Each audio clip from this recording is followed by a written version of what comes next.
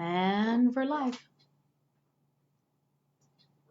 You just want to talk generically for a little bit? Okay. I'm supposed to talk generically for a little bit as people get on. So hi, my name's Maddie Fennell. I'm the Executive Director of the Nebraska State Education Association, and I know you have lots of questions. Some of them have already come into us, and so I'm going to be answering those questions. But let's give everybody a chance to get on here, okay? In the meantime, my staff needs to come over here so I can introduce my staff as we get started. Kelsey, you first. Come here. Get in here. Come here. Yes, you all are going to come in. You're going to say hi. Christy, you're going to say hi too. Kelsey, come over here. This is Kelsey Foley. She's our wonderful video person, associate staff person. It's Sunday night, you guys, and these guys are in the office with me so that we can reach out to you. This is wonderful. Christy, get over here. Here's Christy. There's Christy. She's our, what are you, social media guru. Social media, all that stuff. Al, get in here. Come on. We have Al with us tonight. Al's the guy who puts Your Voice Together, the magazine that comes out every month. And these wonderful members of our comm staff are here tonight to help me get this stuff up and running because, yeah, I love Facebook, but this is my first time. Well, I did do a Facebook Live once from another event. Oh, look at Jenny just joined. Jenny's online. President Benson. Yay. I think is everybody going to pop up and say they joined? Or is it just people we know? Just people you know. Okay. You're probably good to start talking about it. So now they say I'm good to start talking because it's 7:31. Okay. Hi, guys. So I just introduced our staff. Oh, my gosh. There's like 600 people on here. Okay. I'm going to stop looking at that. I'm going to get nervous. All right, guys. Hi. Maddie Fennell, Executive Director of the NSEA here. We're at the office tonight. Our wonderful communications team has joined us. Jenny would be here with me, our president, but she is practicing what everybody should do, and she is social isolating because she is just getting over the influenza, as is Paul, our vice president, and Linda, our NEA director. Yes, 3 out of our 4 officers were hanging together a little too much and contracted influenza, and so they are social quarantining themselves, and we're very, very thankful for that. So I got a lot to share, guys. As you can understand, we have been trying, this information's coming out so fast and furious. Literally what I tell you could change before we get off this call, or get off the Facebook Live. Right before we went on, Al showed me a thing that said that the CDC has now said we all should not be in groups of bigger than 50. That's probably going to change a lot right off the bat. But I'm going to tell you what I knew as of the time this Facebook Live started, okay? So I have been on calls with the commissioner repeatedly over the last week. He's done a tremendous job of keeping NSEA looped into what's going on, is responding to my text messages and just being a really great partner in helping us answer this as much as we can. Everybody is trying to make their best decisions from the information that's in front of them, but the information is changing so quickly. What I will say is that everybody has said repeatedly, we need to put the health and safety of our students and our staff first. And that's how decisions are being made, about the health and safety of students and staff. So let me start with a couple things that I know are worrying people. Are you going to have to make up the time in the summer? Stop worrying about that. There was on a call today with the governor and with the commissioner and with administrators across the state. And they said that's not anything we even need to be thinking about now. Now, the way that the rules are set up in the state, Rule 10 is one of the things that covers schools being closed. And Rule 10 states that if your school has to be closed for a certain amount of time, that your administrators have to write a letter to the Commissioner of Education, Matt Bloomstead, and tell him, why is your school shut down? And as Matt says, pretty much everybody's answer to that is the same right now. And so, depending on, if it's, we're really talking, folks, here about being out 6 weeks. And we're not talking about making up 6 weeks. Nobody's talking about making up 6 weeks. And so I want people to stop worrying about that. I also want people to stop worrying about testing, okay? Don't worry about the testing because really we're not going to have enough kids tested for our test results to be reliable and valid. Yes, the testing window opens tomorrow. And the commissioner has said if your school feels that you should test kids because it's going to add to your knowledge and help you teach them better at a later time, then go ahead and test them if you're going to find it valuable. But if you need to skip taking the tests over the next couple of days so that you can get your kiddos ready for what's about to come, then skip the testing over the next couple of days and get your kiddos ready for what's about to come. That might be talking to them about where they could go, websites they could go, or you'd be having them write out a little, what could I do every day to stay physically healthy and stay offline and still read a book, whatever it is. You know your kiddos better than I do. So spend your time doing those important things. Don't worry about testing. Don't worry about coming back to school in the summer. And folks, as much as I love you, stay off social media when it comes to saying, woohoo, we're out of school. Now, I know that there is a minuscule amount of you that do that. And I know that I also would do the snow day dance. In my 27 years of teaching, I did that snow day dance at least once every year. But we can't dance right now. We've got to show the community that we are the professionals that we always are. Folks, our communities rely on us. Every survey that's out there talks about how much teachers are the people that the community listens to. And they are looking to us for leadership. We've got scared parents. We've got scared kids. And yeah, I know some of you are scared too. But we are going to rally, and we are going to take adversity, and we're going to make it into opportunity. And we're going to show our communities how important their public school teachers are, and their Catholic school teachers are, and all teachers are. This is where we're going to come together and show that we are going to lead on this stuff. And we're going to make sure that kids are taken care of. And we are going to think so far outside the box that the box is gone. I have one of my favorite books that happens to be here. It's called The Cage Busting Teacher. And it talks about sometimes we live in cages that don't even exist. Well, guess what? All the cages just got dissolved. And we're going to come up with lots of great ideas on how we're going to help kids. Okay. Question for you, Maddie. Question. Kelsey has a question. Yes, and I have a bunch in my lap too. From Shauna, if your school doesn't close but you choose not to send your kids, is that going to cause an issue in advancing to the next grade? Okay. Shauna, we're not going to worry about advancing kids. The most recent thing I've heard is that schools will probably end up having to freeze grades where they're at. But we're going to have to deal with some of these questions coming down the line. I'm not going to pretend to have all the answers because I don't. The commissioner doesn't. Your superintendent and your principal don't. We're all going to be creating this new context as we go. So I'm not sure of the answer to that. The one thing I did hear is that we'll probably have to freeze grades and go from there. Because even these assignments that we're asking kids to do to keep their brains active and to keep them engaged, it's going to be very difficult to grade those assignments and to record those grades when there are varying levels of ability of kids to tap into that or not. Now, I also know I've got some questions that people put in earlier, and I want to get to some of these questions too. And one of the first questions was, we have a lot of people who travel out of state for spring break. What's the best guidance of travelers coming home from the communities? Well, I've heard, I read that if you just came in from New York, California, and Washington State, you're supposed to self-quarantine for 14 days. I welcomed my niece into my home today, who just came in from California because she has her grandmother lives in their house and is over 90 years old, so she couldn't go home to her parents. So we set up a hot zone in my house. My sister also happens to work at University of Nebraska Medical Center, so we already had our hot zone set up, a safe place for people to transition through, and she'll be staying with us.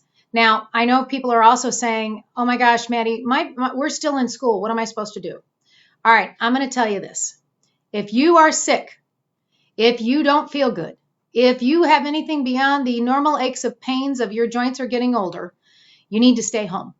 I know that we are the best people in the world at showing up no matter how sick we are, because we'd rather show up sick than write a lesson plan. This is the time for that to end. If you have the sniffles, if you are feeling bad at all, keep your butt home. Folks, use your sick days.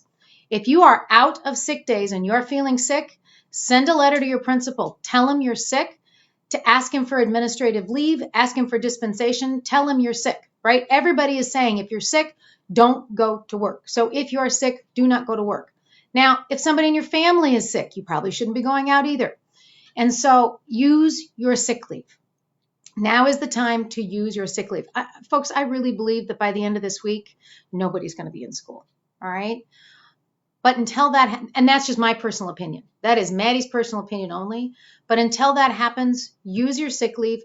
If you are somebody who is in one of these risk groups, who there is a comorbidity, which means like you've got, diabetes and asthma, or if you're over the age of 80 and you have, okay, hopefully you're not not a lot of us are over the age of 80 and still teaching. Over the age of 60. I know there's many over the age of 60 and still teaching, right? Okay, so then if you're doing that and you have diabetes and you have asthma, you might not want to be going into school right now. That's okay. Take your sick time, okay? If you're worried about it, send a note to your principal, send a note to your superintendent, and try to work it out. We're all working on this new reality together. By the way, I'm supposed to say that if you are missing this, I know some people wanted to watch the presidential debate. This is going to be recorded and you can come back on again later. Okay. Some questions, Maddie. More questions. Okay. Let me answer one on here first. Sure. Okay. And that's one that I've heard a couple times, which is on teacher pay. There is a law that was written during the Spanish flu epidemic of 1919, right after that. And I just happened to find this law because, we were working on that. Was it 1186? Is that the bill on teacher leave during an injury? I think it might be. And we were looking at that bill, and at the top of that bill were these 3 lines that said the pandemic thing, serendipity, folks, serendipity. And so the law does say, and I should be able to quote it, but I don't have it right here in front of me. It's 79-something. One of my staff will put it up there. It says that teachers have to be paid during a pandemic. Now, think about 1919. I know that we're worried about our support staff, our paras, our lunchroom, our bus drivers. There wasn't a lot of those folks back in 1919. It was the teacher. You did everything. You were the para, you were the lunchroom, you were the bus driver. Well, they weren't buses. You know what I mean? Okay. You were the horse and buggy driver. Okay. Anyway, so back when that law was written, only teachers were covered. Now, I've heard that school districts are taking measures to pay their paras, but that's going to go district by district.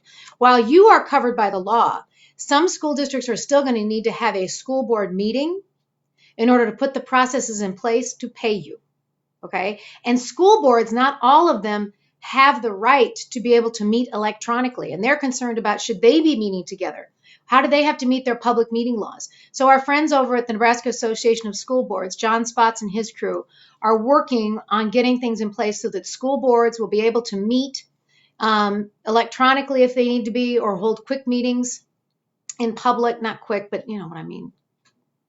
Make the rules or meet the laws and still be able to pass what regulations they need to in order to pay teachers, paras, administrators. I had an administrator tell me the other day, Maddie, I can only pay teachers. I can't even pay my principals right now if the school is closed.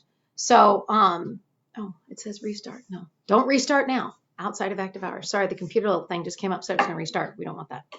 Okay, so yes, teachers will get paid, and it'll be up to your school districts to also pay your paras, your lunchroom, your bus drivers. And I want to say, folks, we as teachers need to be doing things that will support our communities, but that are not taking jobs away from our paras, okay? Let's be really careful that we're saying yes to things that aren't going to take jobs away from the other paras, hourly paid workers who can be doing some of that work, okay? Okay, now Kelsey, you had another question for me. Yes, I got also have 2 that might be related to that. That are will paras get paid? Lisa asked that question, and then we'll start with that one. Okay, paras getting paid is up to your school district. Some school districts have already announced that they're going to do that. Look, it's not good for the school districts if the paras go out and find another job, right? And it's not. We know that our schools are not only the heart of our community, but they are a major financial resource for our communities. Teachers don't go spend a ton of their dollars. Well, nobody spends them on a personal airplane. We spend our dollars in our communities.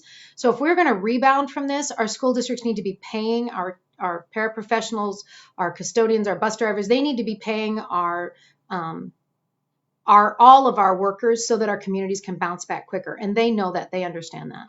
What was the second question? I have a bunch of them, so we'll cross Okay. that one off. Cross I that have one some off. questions about seniors graduating. Have you heard anything about what we'll do for seniors graduating? Repeat the question. Yeah, seniors graduating is down the line. Al just had the thing that said you can't have more than 50 people together in one place. My high school graduating class had 44, so I guess it would be us and whoever's handing out the diploma. Those are some questions we're going to have to see down the line. It depends on how soon this thing peaks and comes back down again. Somebody said expectations for special ed teachers in high school. Guys, your IEPs and MDTs are going to be put on hold. There's nothing you can do about it. Take a deep breath. It's going to be okay. They are working on that at the Department of Education. Our staff is going to post here some things online about places you can go because the U.S. Department of Education has released some guidance, and NDE, if you go to the Nebraska Department of Education, Google it. I don't have it in my head, but they have a right up the first thing on their page. Click on the coronavirus link, and they have frequently asked questions. They also have a list of school closures, and that's a good resource for you. We're also working on getting things up and running on the NSEA webpage so that we can have a lot of good stuff ready for you there. One of the things we're going to do, folks, and please, please, please share this with your friends. I'm hearing from so many teachers that are saying, how can I help? How can I help? How can I help? So we are, is it up yet, Christy, or is it tomorrow? The thing on the volunteering thing. She's not out there. I thought Christy was out there. Okay. Maybe she went upstairs. But anyway, we're going to put a thing on our Facebook or on our website so that you can log in, tell us your contact information and what do you want to do. Do you want to help with political campaigns? Because, folks, we still got to elect pro-public education folks, right? I'll post it in the comments. She's going to post it in the comments. Christy said, so that you'll be able to log in and tell us if you want to volunteer. Do you want to help do? It's ready. It's ready. It's ready. It's on our website, nsea.org. Log in. You can volunteer. Do you want to volunteer and do letter writing campaigns for candidates? Do you want to remind people that you better vote by mail? Do you want to do a phone banking for candidates? Oh, this is so exciting. We're going to do a project with Flood Communications. Former Senator Flood runs communications, and they reached out to us and they said, hey, we want to offer programming for kids.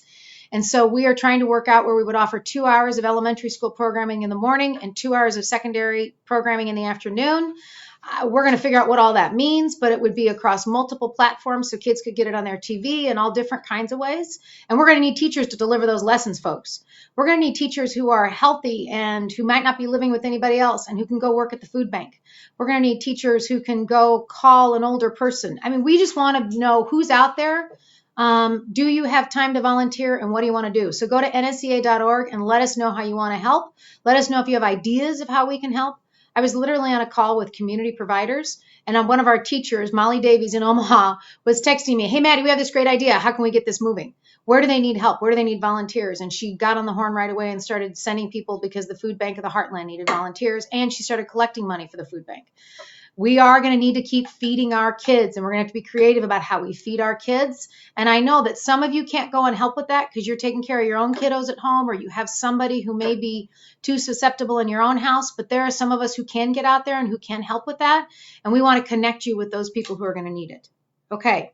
I have a bunch of questions about special education. Testing for special education, are there any expectations how to meet IEP, FSP, for SLPs, OTs, and PTs? Okay, all that special ed stuff's going to have to go on hold. It's like in the middle of a blizzard, guys. You can't do any of your testing in the middle of a blizzard.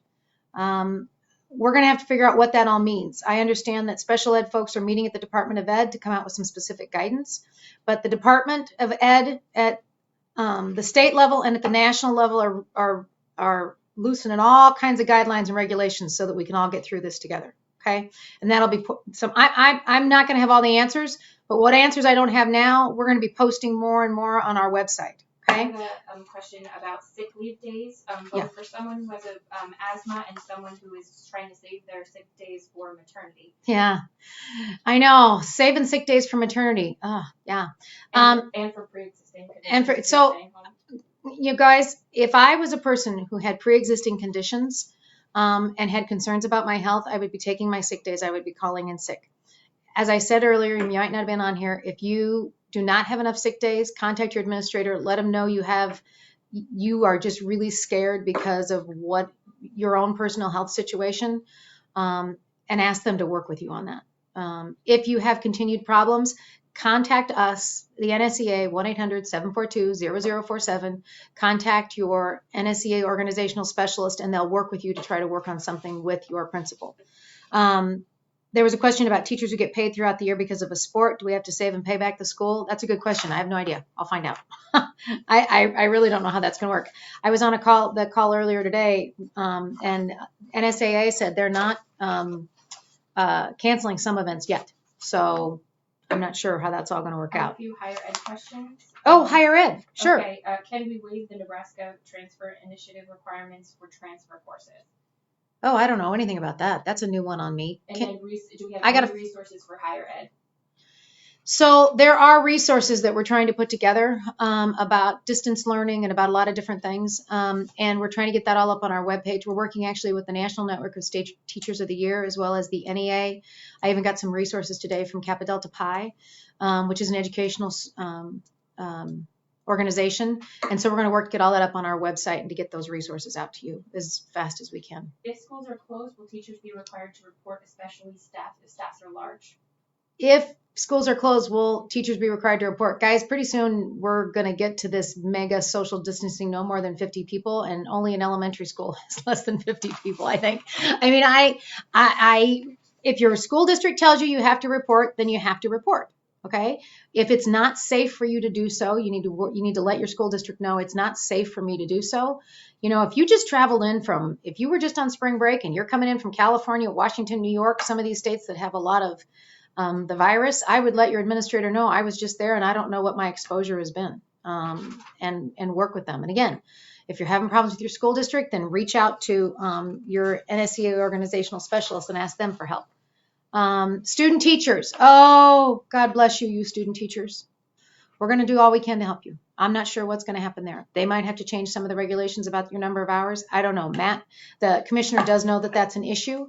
I would say student teachers, reach out to your university supervisors. If they haven't already reached out to you, I'm sure that they are trying to work on this problem just as much as possible. I don't know. Can we offer student teachers alternative hours by letting them do distance learning? What a great, tremendous learning opportunity for them right now. But I don't know. That's just off the cuff. It is a problem that I've seen. Now, we are lucky that we're not an EdTPA state. EdTPA is one of the ways that they certify new teachers in a number of states, and they were supposed to have their final project due in the next week. And since we're not an EdTPA state, at least that's one problem that we don't have. Okay.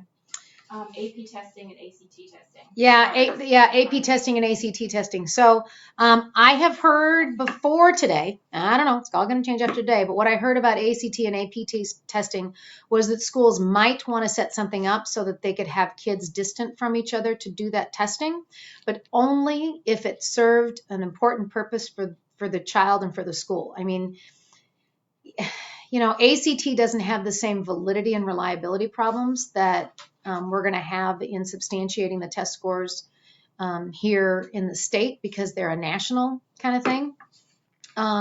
But they're looking at that. You know, if it means bringing in 10 kids, you know, well, it's not very few of our schools that have 10. You know, they're working on it. They're working on the ACT piece. I'm still getting a lot of questions about, will paras be paid and hourly staff? So the questions keep coming in about paras and hourly staff, and we'll say it again because I know people loop in and loop out. That's a district by district decision. The 1919 law only covers teachers, doesn't even cover administrators, and that. But as we said, we all understand that our schools are the bedrock of their communities, including the financial bedrock of their communities. And if we're going to bounce back from this, you need to be able to pay your paras. And from what I've heard from everywhere, there's no talk about decreasing anybody's school budget. So your school should still have the money available to pay your support staff as well as your teaching staff and your administrative staff. That's what I've heard so far. Somebody asked, what are teachers expected and not expected to do if schools are closed? One of the questions we have heard is, are teachers expected to clean the school? No. In fact, there is a case law that says you got to keep your classroom clean, but you do not have to be made to go clean the entire school. All right. You need to keep your own space, your own workspace clean, but you don't have to go start wiping everything down. That's the job of our custodians. And remember, I said, we want to make sure that we're not taking jobs away from our hourly workers who need them.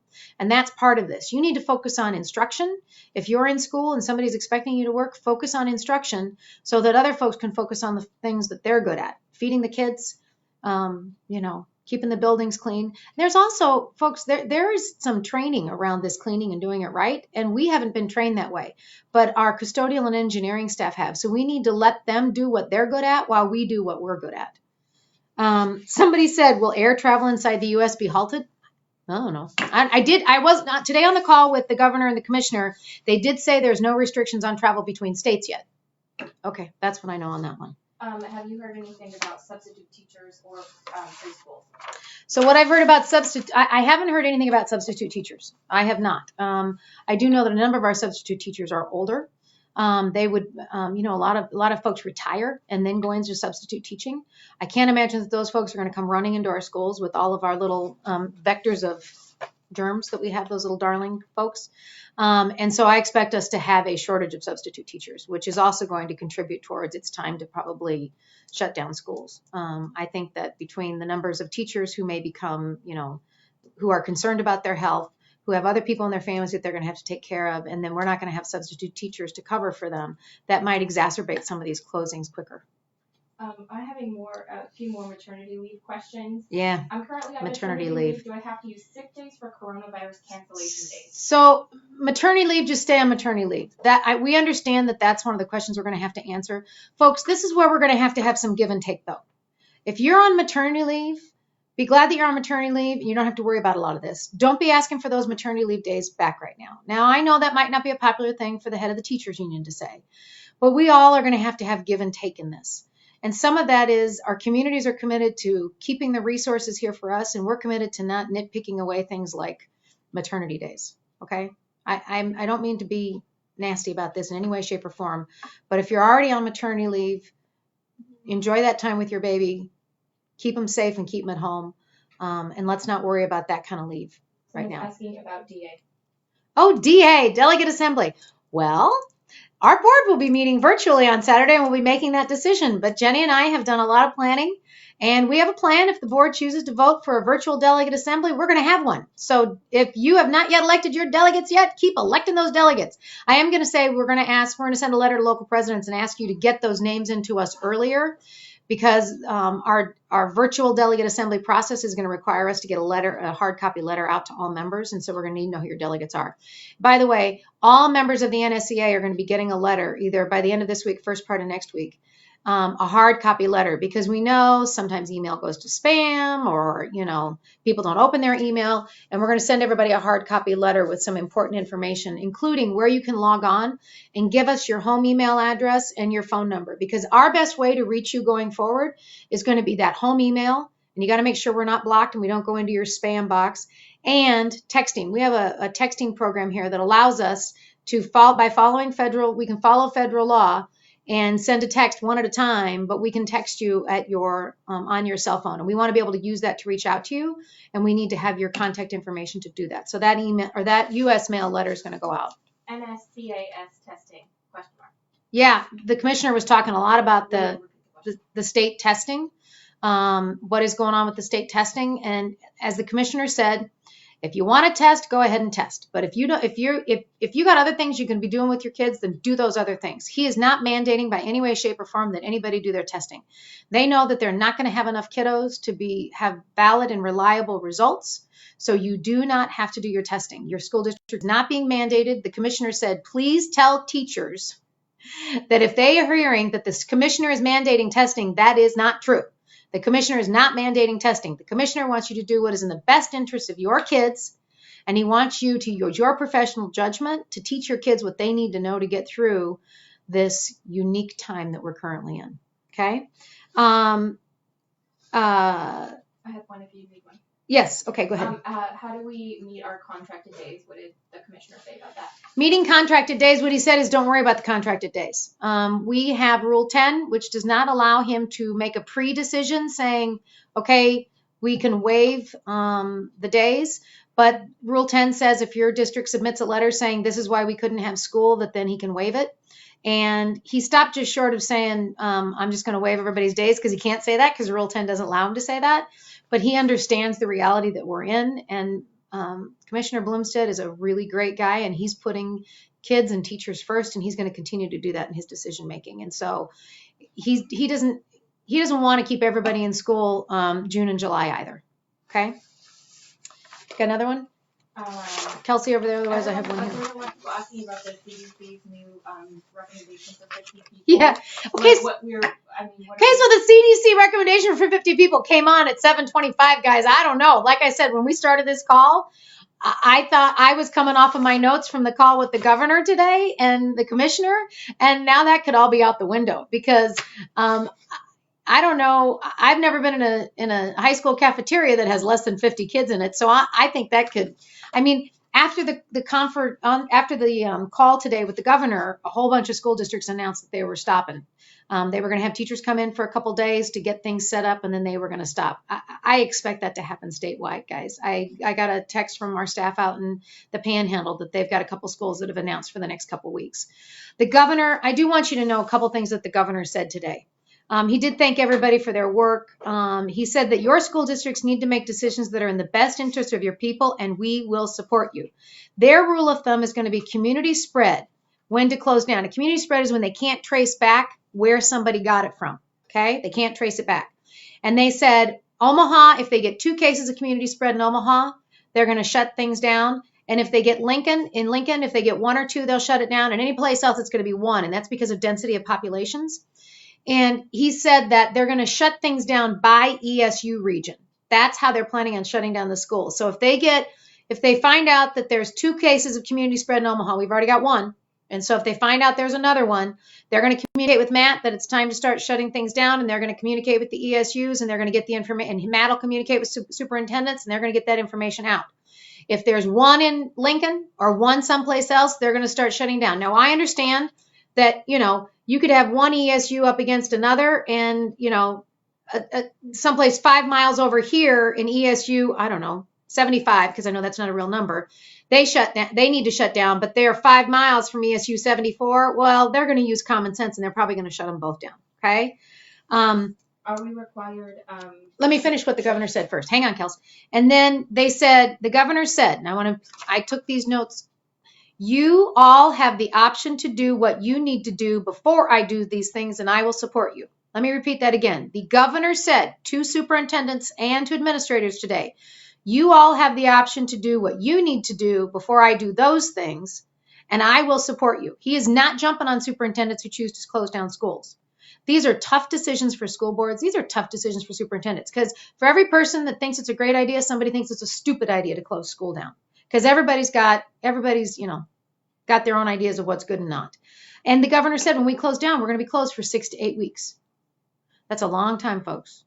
My house is going to be really clean after 6 to 8 weeks. That leads into another question from Kelsey. Summer school, good question. I don't know. We're going to have to figure that one out. Are we required to go to online learning? You are not required by the state to go to online learning. Can your district ask you to do that? Absolutely, especially if they're going to give you the tools to do that. And you can do it during your contracted hours that you are currently being paid for. Yep. How will the shortened year, if we have a shortened year, affect retirement? Oh, a shortened year affect retirement. Ooh, keep that question. You know what? Okay. I'm going to check on that one. That was a new one. I hadn't heard that. I had not heard that one. You're still an employee of the district, and you're still teachers, and you're still on the payroll. So I think you're fine, but let me get our attorneys on that one. Okay. How can myself as a parent help teachers? How can you as a parent help teachers? Okay, again, might not be popular. Pray for us. Pray for all of us. I'm sorry. I'm a person that believes in prayer and sending good karma into the universe. And I think we need a lot of that. We need a lot of good thoughts. You know what? Now's a good time to sit down and write a note to your favorite teacher and tell them how great they were and what a difference they made in your life. Because now's a time for us to be spreading good karma out in the world and saying good things to each other. Now's a good time to sit down. You know what? You can still throw a stamp on a letter and put it in the mail. Let's send good thoughts to all kinds of people. Sit down with your email and send a note to a teacher and tell them thank you. Send a note to your colleague and tell them thank you. Send a note to your parents, tell them thank you. I don't know, just put out good karma in the world, okay? Mm-hmm. And that's one way you can help teachers is by. Now, the other thing you can do is make your kids keep reading at home. There's going to be a certain amount of unplug here, but keep your kids, try to keep them on some kind of a schedule. Try to keep them off their screens too much. Although, I've got a 19-year-old autistic kid. I can tell you there's going to be some time he's going to be spending on the screen because I love him to death, but he's going to drive me crazy. And so he's going to spend a little time on screen so that we have a harmonious household. That's okay. But also have your kids reading and doing other things, playing games. It's still okay to take walks outside. There's a lot of stuff we can still do while staying far away from others. My son's going to walk the dog 3 times a day. He doesn't know that yet, but he's going to be walking the dog 3 times a day. What does a freeze grade mean? Oh, freeze grade means whatever the grades are right now, that's where they're going to stay. That might end up being the kids' end of the year grade. I'm not sure. It depends on your district. I've had a lot of people hop on and ask about preschool again. Oh, preschool. That's a good question. They're trying to figure that out. Lots of places are trying to figure out preschool and how they're going to handle preschool. Where can they find resources on our website? You can find resources. Go to nsea.org. And we're working on getting resources up there. NEA.org has a website also that somebody will put in the boxes here. We'd like to set up some webinars for teacher to teacher so that teachers can teach others how to do online learning. One of my good friends came to my house the other day and said, I got to put a lesson online. I'm supposed to put up a 90-minute lesson online. I have no clue what I'm doing. What am I going to do? And I said, okay, we're going to find you somebody to help. And that's what we're going to do. You know what? We're going to come together as a community. We're going to help each other. And we're going to help our kids. And we're going to get through this okay. We really are. We just got to be like a duck. You know, you're going to be paddling like crazy underneath, but you're going to look calm on top. We know how to do this. We do it all the time. We do it all the time. We know, you know, we're always getting new things thrown at us when we don't expect them. And we all make it look good. And we're going to keep doing that. We're going to keep doing that. I wanted to also tell you that today on call, the governor did say that they've canceled the CTSO events. That's like FBLA and all that kind of stuff that had upcoming meetings. He said they did that because some of the venues were canceling, but also because they were worried about having 7,000 kids in the same place. Really? Yeah, smart move. They're now working on community solutions. Shout out to Lincoln Public Schools and the thing that they're doing to have kids do their bag. They're stopping by and getting bag breakfast and lunch at the same time. Shout out to Omaha Public Schools, who's working with the Community Bank of the Heartland or the Heartland Foods, whatever. And they're getting food out to kids. You know, you guys are being really creative to meet the needs of kids, and I could not be prouder of the people who are working on all this stuff. It is absolutely fantastic. What else you got for me? Any suggestions for substitute teachers and TAs? I mean, we talked about it, but there's some more people coming in. Any questions? Substitute teachers. It's going to go district by what they do for subs. I know, especially those long-term subs, this is going to be financially difficult for you. We'll keep working on that one. I don't know. Today, the commissioner said he had lots of questions on testing. He said, I can't blanket say we won't have any testing. The window opens tomorrow. Don't spend your time worrying about that or worrying about your hours. Direct quote from the commissioner. Don't spend your time worrying about testing or worrying about getting your hours in. Spend your time worrying about diminishing the spread and preparing for closure. We could have great, I'm sure you've already had, every elementary teacher I know, I bet, has already had a lesson on hand washing. I remember when I did one as a first grade teacher, we took red chalk and put it on kids' hands and then just looked to see where they touched stuff during the day. That was a great lesson. Talk about showing kids how they spread their germs without ever knowing. But then, of course, we had to go clean up all the red chalk, and that was a royal pain in the butt. Okay. Any other question over there? Otherwise, I have more here. You work on your list. Okay, I'll work on my list.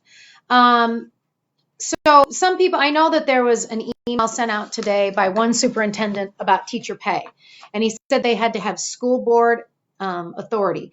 That superintendent was just trying to let you know, look, it is state law, teachers will get paid. However, superintendents have to have processes for doing that. Like we're moving to social distancing in my building, but we're not shutting down everything because I still need my staff, our NSEA staff who are going to be helping you. I want to still make sure that they get paid. And so your school district also have to put those processes in place so that they can get your finance departments to come in and still be paying your checks. By the way, NSEA is still open. Our phones are going to be answered. Our staff is here to help you. Our field staff is here to help you. You need something, you give us a call, 1-800-742-0047. You email us, and we are going to be here to help you throughout this whole thing. The NSEA Children's Fund is also here to help you. If you have kids that you know are in need, we can still cut you a check and mail it to you. You know, the Children's Fund, if you're a member of the NSEA, all you have to do is call here and say, I have a kiddo who does not have glasses, or I have a kiddo that, you know, their family's having a hard time, and we cut the check. If there's a need, we're going to meet it. We're going to be partnering with organizations to make sure that, and this is your money, folks. This is your money that you've given to this association over the years.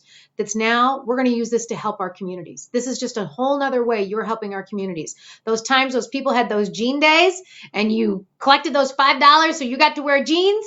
Now that's going to help kids get fed because we're going to make sure that that money goes out the door. I hate when you have a 501c3 that sits on money. I love, my favorite check is to sign that check that I know that's going to you to help kids. And I'm going to be here to sign those checks. Our staff is going to be here to process those checks. Let us know what you need. A question about YRTC staff. YRTC staff. Okay. We all need to send lots of love and karma to our friends at the YRTC, the Youth Rehabilitation Treatment Centers at Kearney, and they also have here in Lincoln. But remember, these are folks who used to be at Geneva and at Kearney, and they've been going through, boy, what we've been going through. Just when I think our poor friends at YRTC can't go through something else, this happens. You all YRTC, you know you can call Rich and he will answer you. He will answer your texts. He will answer your emails. Rich is your guy. He's there for you. You let Rich know you got a need. We did work out that you now know that Deb Friesen is your director, and Scott English is there to help you on site. Scott's a former principal in the Omaha Public Schools. He's now out there to help you guys as your director. But folks, send the love towards these folks, because I don't know YRTC. We actually had this conversation in our staff the other day, because our kids out there have got to have something to do. They're residential, so I'm not sure how that's all going to work out. But you know what I do know? I know that our YRTC staff are going to do what they keep doing. They're going to keep meeting the needs of those kids every day, no matter what is thrown. Man, you guys all deserve medals of honor, because you have had obstacle after obstacle thrown at you, and all you have done is rise to the occasion. I mean, we've got our YRTC staff. I don't know if you guys know this. There are YRTC staff that are getting on a bus at Geneva every morning, and they've been doing this all year long and being bused 90 minutes to Kearney so that they can teach their kids, and then they're getting bused back 90 minutes. They have just bent over backwards to help these kids, and I know you guys will still keep doing that, but call Rich, let us know what the problem is, and we'll work with Dr. Friesen and Scott English to solve your problem out at YRTC, okay? What else we got? For those who caught on late, Jenny would be sitting here next to me. She is modeling the best behavior that we should all be doing. Jenny Benson, our president, she's had influenza, and so she's not been able to come into the office, and she's staying home and she's social isolating.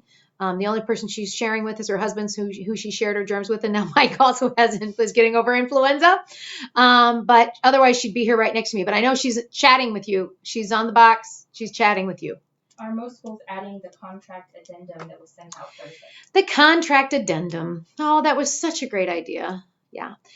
So there was a contract addendum that we worked out with the Nebraska Association of School Boards and the Council of School Administrators, and the Department of Ed looked it over and they said, yeah, that's fine with us. And it was something that it was a starting point for school districts to sit down and talk and say, hey, if we have staff that are quarantined or this or that, can we just say that we're going to basically put them on administrative leave? We'll freeze their sick leave and we'll put them on administrative leave. Well, a few school districts adopted it. Some of them altered it. It was up to your local president and negotiator to go and meet with your school district and ask them if they would adopt it or not. Some did with amendments, some didn't at all. I wish more would have, but that's not under my control. It was a good idea that we had to try to get out some blanket language to everybody that could cover all this. So we're over the hour, but if people have more questions, you just want to let them know. We're not over the hour. It's 8:12. We started at 7:30. Oh, okay, we're not. We're not over the hour. Okay. Do you guys want me to stop? I'll stop. No, do you want me to stop? Keep going. If you don't want me to stop, hit the like thing and I won't stop. IEP compliance again. I like it when the little like bubbles come up. That's kind of fun. Sorry. What?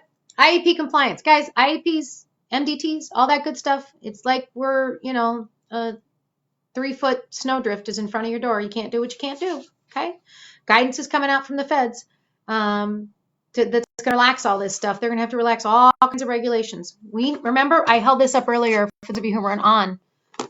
Here's a good book to read. Cage Busting Teacher. It's time for us to bust these cages because the paradigm has massively shifted. I'm sure it's somebody's book too. And so we got to be thinking new things. And part of that is we're not going to make all these deadlines. We're not going to make deadlines for state testing. We're not going to make deadlines for, guys, we might not even make deadlines for contract offers. We're not going to make all kinds of deadlines, and we're all going to work together to get through this. Okay? IRPs and IRP letters. I don't know. IRPS. I don't know what IRPS is. Somebody tell me what that is. Put that in. I don't know what an IRP is, guys. Sorry. Some people are posting in the chat box some. Oh, look, questions and answers, providing services to children with disabilities during the coronavirus. See, you guys are the best resource for each other. Put this stuff in the chat box. Give each other great resources. Is this going to affect future funding? Is this going to affect future funding? Well, let me talk about that. So we had this bill 974 that they were trying to do to deal with the property tax issue, and they were basing that on revenue forecasts. Now, I understand you have to build a budget based upon what you think is going to come in, but I would bet that the revenue forecasts have all gone to hell in a handbasket right now. Did I just say that? I said a swear word. I apologize. Jenny, you can dock my pay. Ha. So 974, which was then rolled into, I think it was 1106, wasn't it? Jason's going to yell at me because I don't know these numbers. I should know them. That would have significantly impacted our funding, folks. There was some real parameters on there that would have really, every education organization in the state, every school district in the state was against those bills. And we need to make sure that we stay strong on that so that that kind of stuff doesn't affect our future funding. Those are the kinds of impacts on our future funding that we need to watch for. I mean, now's a good time for teachers who are sitting at home to write their state legislator about the job that they do, and that we need to be passing common sense school funding bills, not school funding bills that end up taking away resources from kids. As Jenny says, students may be 25% of our population, but they're 100% of our future. We do not need to be mortgaging their future in order to take care of our property taxes. And you know what, folks? You know, we're really not going to solve the property tax dilemma by robbing Peter to pay Paul. We're going to solve the property tax dilemma when we understand that our economy has changed and we need to balance out among property sales and income tax and not just talk about constantly cutting property taxes. Okay, there was my 2 minutes on school funding. What mental health support do we have for students who regularly see psychologists? Oh, I know, mental health supports for students. It is a concern. There's a concern about the mental health. There's a concern about what will happen with the suicide rates. That concern is real. Part of the information we're going to send out for our members, those who are, and for those who take part in the Educators Health Alliance, which is the insurance for all but like about 4 school districts in the state. And how you can get telehealth mental health. I know that other folks are worried about what this means for our kids, and so they're also working to set up telehealth services for kids. There's a lot that we're all going to have to work on here, and that's going to be one of the things that hopefully individual therapists will be able to set up. Can you talk about the Blue Cross Blue Shield benefits?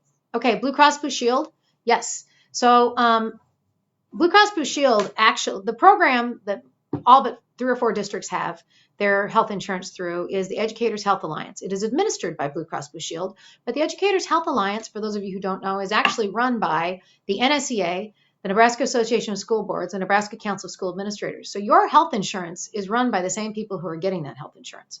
And it is a nonprofit. We're not sitting on a ton of money for fun. We try to get everything out to all of you as much as possible.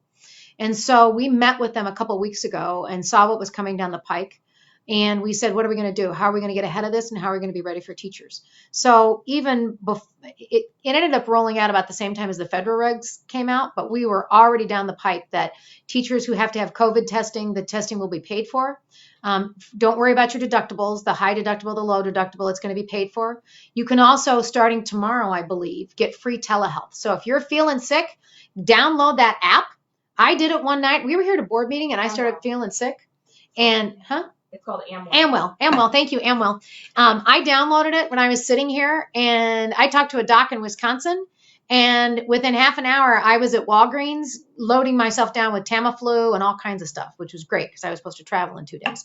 So you'll be able to download and you'll be able to use Amwell from home for free without your copay is what I believe but that's what they meant by free. Also, for those of you who are on prescriptions and you're worried about having enough of your prescription, Jenny, I don't think you'll mind that you've been very open and honest about Jenny's a type 1 diabetic. And I know one of her concerns was, will she have enough insulin? And usually you have to be 2/3 of the way through your meds or something before they'll cut a new prescription. But they've now relaxed that statewide. And so those of you who need to get out and get a prescription refilled before the deadline, you'll be able to do that. So telehealth, COVID testing, and getting your prescriptions refilled are all things that Blue Cross Blue Shield has done to meet your needs, and the Educators Health Alliance is doing to meet your needs.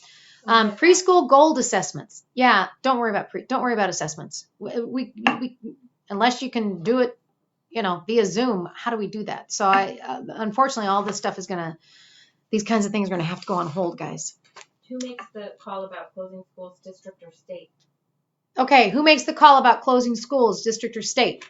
So when there are 2 confirmed cases of community spread in Omaha, 1 to 2 in Lincoln and 1 anywhere else, the governor will make the decision, and he will shut down they're going to do it by ESU districts, and he says he's going to do it for 6 to 8 weeks. They will reevaluate every 2 weeks if it looks like the numbers are going down and it's time to have school go back in. However, today it was said by the governor, your school district, your school board and superintendent, working in collaboration, have the option to do what you need to do before the governor does those things, and he will support you. So your school district can wait for the governor to make the decision and close down then, or your school district can make their own decision, and they will be supported by the governor and by the commissioner. Okay, so it's your school district, your superintendent and school board can make that decision, or they can wait until the governor says it's time to shut down. I have a question about 0 to 3 early intervention services. 0 to 3 early intervention services. We're trying to come up with ways to take care of these little kiddos, and it's a concern. One of the things I'm concerned about is there are nurses who have kids. We need those nurses at the hospital, and they have kids, and their kiddos have to be taken care of, and they can't drop them off at grandma anymore. So how are we going to help those nurses take care of our sick families? How are we going to take care of their families while they're taking care of our sick families? It's something we're all thinking about. I've had some teachers reach out and say, can I do some babysitting for those kids? Maybe. I don't know. Put your name in. NSEA.org. There's a place where you can volunteer. Thank you, Al. Al brought me water. He knew could you see how pink my face was getting? Thanks, guys. We'll try to match people up if we need to. It's a concern who's going to take care of these. I mean, the really good thing in all of this is that kids aren't dying from it, right? Like we had 2 kids die in Douglas County. I just heard today on the press conference, Dr. Poor said that we had 2 kids die in Douglas County of the flu. There has been 1 child under the age of 20. I heard this last week, 1 child in the world under the age of 20 who died, and that child had cystic fibrosis. So thank God that this disease is not killing our kids. However, our kids are carriers, and we always knew our kids were vectors of germs. Good Lord, I taught first grade. Vectors of germs. How much was I sick my first year? Because kids touch everything, right? However, so that means they're going to carry it home. We're not so worried about our kids getting sick and dying from this, but we're worried about our kids taking it home. Now, I'm not going to act like every kid is fine, because if you're a kid who's immunosuppressed, if you're a kid who's already got lung problems, that poor little girl who was a special ed, she wasn't little, she was in her mid 30s. I read the letter from her dad, and my heart, oh my God, my heart just stopped for him. I just felt sick for this poor family because they didn't know their daughter was sick, but she'd had all kinds of health issues and breathing issues. Those are the people who we need to be taken care of. I heard it said that for every person who gets sick, they're infecting multiple people. And so that's why we need to social distance. That's why we need to go cocoon in for a while, so that we don't spread this and take out those among us who are struggling with their health issues the most. Can you touch on vote by mail ballots and the census? Vote by mail and the census. Yes, that's part of what we need to work on, teachers. That's why we need teacher volunteers, because we need teachers calling people and telling them to register for vote by mail. And the census is so important. We've been working so much on helping people understand that they need to be counted, because that will impact our funding going forward. It is so easy to go online and do your census, and we need to get all kinds of people doing that, because census workers aren't going to be able to go out and knock door to door right now. And so we need people to be filling out the census forms. And so one of the things that we're working on is, can we partner with another organization and begin making phone calls and say, hey, are you filling out your census? Have you filled out your vote by mail? Brian Mickelson, who's our GR director, and if you know Brian, he's always coming up with ideas. He's got all kinds of ideas of how he wants to use these teachers who don't have anything else to do. I got something for him to do. We love doing postcard writing campaigns to tell people why they should support a candidate. Brian's like, I'll ship them postcards to their house and they can write postcards. And I'm sure, I see the little hearts going up. I'm sure some of you would love to write those. So yeah, doing that kind of stuff is really going to be important. Yeah. Will hourly employees keep health insurance paid during hourly employees keep their health insurance paid. So it's contracted that they have health insurance. And so I don't see how anybody gets rid of our I personally, if you're contracted to have health insurance, I don't know how you end that contract because you haven't chosen to end your employment. Folks, our school boards are working really hard to do everything in the best interests of all of their staff. They're not out trying to screw anybody. They are trying to figure out how to do this just as much as you are. Your administrators and principals, nobody handed them a guidebook for this. They're struggling too. We all got to work on this together. We cannot start, when you point a finger. I always told my students, when you point a finger at somebody else, 3 fingers are pointing back at you. Let's not be pointing fingers. Let's be joining hands and figuring out how we're going to solve these problems. Let's talk to each other about our fears. Help your administrator understand why something is or is not going to work, and problem solve with them. I had some ideas with my staff, and I said, we're going to do this, we're going to do that. And they said, no, we're not. We have better ideas. And I listened, and they had great ideas, and they were better than mine. You guys need to do the same with your administrators. They want to pay their teachers. They want to pay, their principals. They want paychecks themselves. They want to pay their paras. We have to help them get that done. And you got to give them a little bit of time because they still have to follow the laws, and they're working hard to do that. Are we at all concerned that this COVID-19 will affect future funding for schools? I'm not worried about COVID affecting future funding for schools. I am not right now. I've talked with the commissioner about that. He doesn't see that happening right now. The one thing the only thing, and I mentioned this earlier if you didn't hear it, I'm worried. I don't want us to be passing a tax reform bill based on future income when the forecasting board had no idea this was going to happen. We do not need to be passing property tax relief right now when that property tax relief is based on future income that we are now not assured of. So we need to keep the ship steady where it's at right now and work together to solve problems in our new realities. But nobody's talking about cutting any funding to any schools. If the state closes schools, can teachers still be forced to report? If the state closes schools, can teachers be forced to report? The state, today they did say closing your schools can mean you go to social distancing. However, as I said at the beginning of this, if you are somebody who is in a risk group, you are either because you have personal health risks, you are sick, you should just contact your administrator, let them know your situation. Nobody wants you to come in and get sicker. Nobody wants you to spread anything. If you got a cough, stay home. My husband wanted to come and sit with me on this thing tonight, and he wanted to drive me down to Lincoln, but he woke up this morning with swollen glands. Hopefully it's just a dental thing. That's what we think. But I said, you can't come in my building because I've told everybody nobody's coming in this building if they've got a cough or anything else. We all need to do that. Folks, as I said at the beginning, we are always the first ones to jump in and to be there and to do what needs to be done. And we show up to school even when we're sick because we care about our kiddos and because we don't want to write lesson plans. But now is not the time to do that. Now is the time to stay home and to take care of yourself if you are feeling ill. And guys, I know you're missing your kids. And I know you're worried about your kids. And I know some of you are laying awake thinking what's going to happen with Susie and with Johnny and with Philippe. We're worried too. We're worried about those kids being safe. We're worried about them being fed, and we're worried about them being worried about their parents and their grandparents because they're hearing on the news that they're going to be fine, but their parents and grandparents may not be.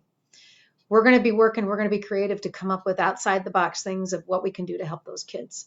And I know you're going to be working to figure out ways to reach out to your kids. Those of you who have e-learning platforms are going to be using those to reach out to your kiddos. We're going to all get as creative as we can to meet the needs of every kid in this state. Any which way we have to. If daycare shut down, then what are the expectations for teachers who have young children? Yeah, if your daycare shuts down, and you have young kids, I'd tell your administrator, my daycare shut down. I don't know what to do with my kids. Should I bring them to school or should I stay home and see what he says? Folks, they're trying to figure this out too because you can't leave your kiddo. You can't leave the youngins with grandpa anymore. And my son, when he can't go to school, it's 1-800 call grandpa. And my dad comes over and sits and watches TV and, takes Derek to go watch the trains and fun stuff like that. And right now, Grandpa's not allowed at our house because my sister works at University Medical Center, and because and because I just took in somebody who came home from California. So Grandpa's got to stay at Grandpa's house. And so I talk to your administrator, tell them what your hardship is, ask them to work with you to solve the problem. We're kind of coming to the end here, folks. Yep. Yep. Did you have any more on your list? I think I got to all of mine on my list, and I think I got to all my notes. Okay. Folks, check. I'm just going to reiterate. This will be back up. We're going to do another Facebook Live. I'm not sure when. We'll let you know. maybe like every Sunday night we'll do them, I'm thinking. But there's lots of ways you can help. Please go on to nsea.org and let us know if you want to help. We're working on this thing with flood communications so that we can offer 2 hours of instruction to elementary kids in the morning and 2 hours to high school kids in the afternoon. And we're going to need teachers to deliver those lessons.